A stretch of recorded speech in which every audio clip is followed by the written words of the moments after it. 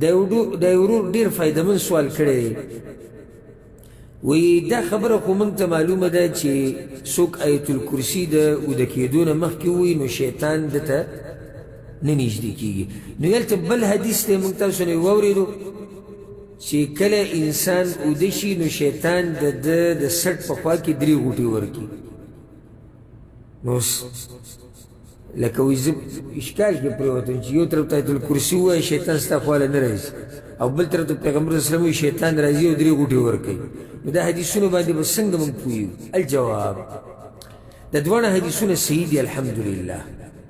اولنی حدیث په صحیح بخاري او صحیح مسلم کې دی د ابو هريره رضی الله عنه پیغمبر صلی الله علیه وسلم وی کله چې یعقد الشیطان على قافیة رأس احدکم اذا هو نام 3 عقد، کله تاسو کې یو سړی اوده شي نو شیطان راشي د هغه د سر په خوا کې یا د هغه د سر په خوا کې 3 غوټې ورکړي، او هره غوټه باندې دقه چوف کوي دقه دم پې اچوي چې علیک لیل طویل فرقد، اوده شه او تا ته اوږده شپه پرته ده.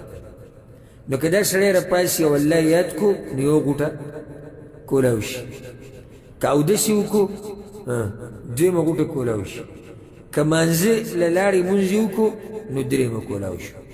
نو دی بیا د ټوله ورځې بیا خوشحالي او چاقي سستي پکې نه وي، خوشحالي. او که داسې ونه کړي نو سهار پې به داسې حال کې راشي چې دا نفس بد بدي او سستي پکې او د ورځې بیا مزېداره نه تېرېږي. دا حدیث صحیح دی. دا دویم حدیث چې کوم دا ورورو ته اشاره کړې ده چې آیت الکرسي ووایي نو شیطان نږدې نه راځي، دې باره کې حدیث کې اوږده قصه راځي. دا حدیث امام بخاري هم راوړی دی، امام نسایي بیهقي نور علما هم راوړی. په هغې کې داسې دي ابو هريره رضی الله عنه وی پیغمبر صلی الله علیه وسلم د رمضان دا زکات چې کله راجمع شو، د رمضان زکات کوم وي؟ صدقة الفطر سرسایه فطرانه. وی دا چې کله راجمع شو نو پیغمبر صلی الله علیه وسلم ته زه مشر کړم چې ته به یې حفاظت کړې. دا کار ما ته پیغمبر صلی الله علیه وسلم حواله کړ. وی چې ګورم یو کس راغی یحثو من الطعام او د دې خوراک نه څو چونګه راړي. وردې کې بل دلیل دا هم دی ښکلی چې فطرانه پیسې دي که خوراک دی؟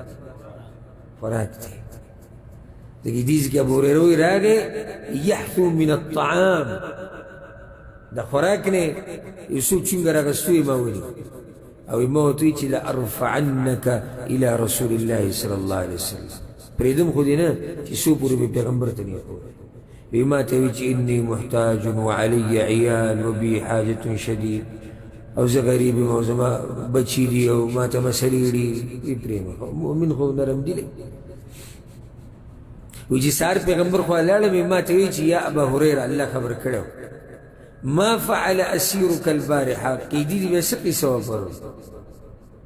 وی ما ورته وایي چې یا رسول الله هغه راغی بس بیا چې ما ونیو هغه دومره فریادونه فرحمته فخلیت سبیله، بس سړی وسوځېدو لارې مو له پرېښودې چې ځه. ما ته وایي چې پیغمبر راته وایي چې اما انه قد کذبک، دروغ یې راته ویلي او بیا به هم راځي. وی ما یقین شو چې بیا به راځي، چې پیغمبر وایي بیا به راځي خو راځي. نو بیا ورته ښه دغه شپې له په انتظار ناست چې زه یې راونیسم. وی بیا راغی په دې خوراک یې حمله کړې وه ډاري کې مې ونیو. وی ما ورته وایي چې لارفعنک الی رسول الله صلی الله علیه وسلم، دې پرله خو دې پیغمبر ته ښیم. وی ما ته وایي چې دعنی فانی محتاج وعلی عیال، او ما پرېږده زه محتاج یم او بچي دي ولا اعود، بیا به داسې نه کړو. وی بیا مې زړه وسوځېدو یې پرېښود. وی سهار چې د پیغمبر خوا ته لاړم ما ته وایي چې ابا هریره ما فعل اسیرک البارحه، عقیدې دي څه قیسه ده پرون چې یې نیولې د شپې. وی ما ورته یا رسول الله ما که قیسه ده دومره شپې شکایتونه وکړو زموږ پې زړه وسوځېدو پرېښود.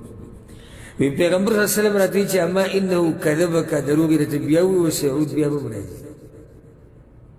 وی دغه 3 شپه ورته بیا ورته وایي بیا ښه په انتظار ناست. وی چې راغی بیا به دې خوراک یې حمله کړی. ما راونیو ما ورته وایي چې لارفعنک الی رسول الله صلی الله علیه وسلم هذه آخر 3 مرات تزعم انک لا تعود ثم تعود. دې پیر له پکې معافي نشته. 3 پیر دی په مخه ته بیا نه کوم او بیا نه کوم او بیا راغلی وی ما ته وی چې پرې مې د داسې خبرې به درته وښیم الله به درله پرې فایده درکړي. نو صحابه کرام خو دې خبرو تږي. وی ما ورته چې څه خبرې دي؟ ما ته وی چې اذا اویت الى فراشک، د شپې چې خپلې چولهۍ له ورشي، فاقرأ آية الكرسي، آية الكرسي وایه، فإنه لن يزال عليك من الله حافظ ولا يقربك شيطان حتى تصبح. د سهار پورې به د الله حفاظت کوي، شیطان به د سهار پورې نږدې نه راشي. وی بس پرېږده. وی چې سهار لاړم پیغمبر راته وایي چې ها ما فعل اسیرک البارحه، قیدي دي بیا څه قیسه ده؟ وی ما وایي چې یا رسول الله خو بله خبره وکړه، وایي چې دا آیت الکرسي وایه شیطان به دې خوا له نه راځي او الله به یې د سهار پورې حفاظت کړي. وی پیغمبر راته وایي چې اما انه کذوب وقد صدقک، دروغجن دی خو دا خبره رښتیا کړې. وی بیا ما ته وایي چې تعلم من تخاطب منذ ثلاث یا ابا هريره. ابا هريره وی تا ته را پته شته څوک دی درې شپې چې راځي؟ ما چې یا رسول الله ما ته څه وی ذلک شیطان، دا شیطان دی راشي. نو دا هم صحیح حدیث دی او دا قصه د یو صحابي سره نه دی شوې، د ډېرو سره دې سره راغلې ده. نو اوس د ورور سوال څه دی؟ تاسو به سوال پوه شوي چې شیطان نه راځي آیت الکرسي دا غوټې به څنګه لګي؟ نو جواب یې اوس ووایه. دا حدیث چې کوم دی دا چې شیطان درې غوټې د هر سړي د سټ سره لګوي، دا عام حدیث دی، یعنی هر انسان سره دا کار کیږي، عام دی. ها نو په دې کې بعض حدیثونه دي چې خبره مخصوص کړې ده. نو مطلب دې شي اوس واوره، زه به پوه کړم. هر انسان چې اوده شي نو شیطان راځي د هغه د سټ سره درې غوټې لګوي، سوای د هغه چا نه چې آیت الکرسي وایي. نو چې آیت الکرسي اوده شي نو الله یې د دې نه بچ کړي. نو دواړه حدیثونه څه شو؟ راجمع شو، هېڅ ټکراو پکې نشته. شیطان د سټ سره درې غوټې ورکوي او ورکوي.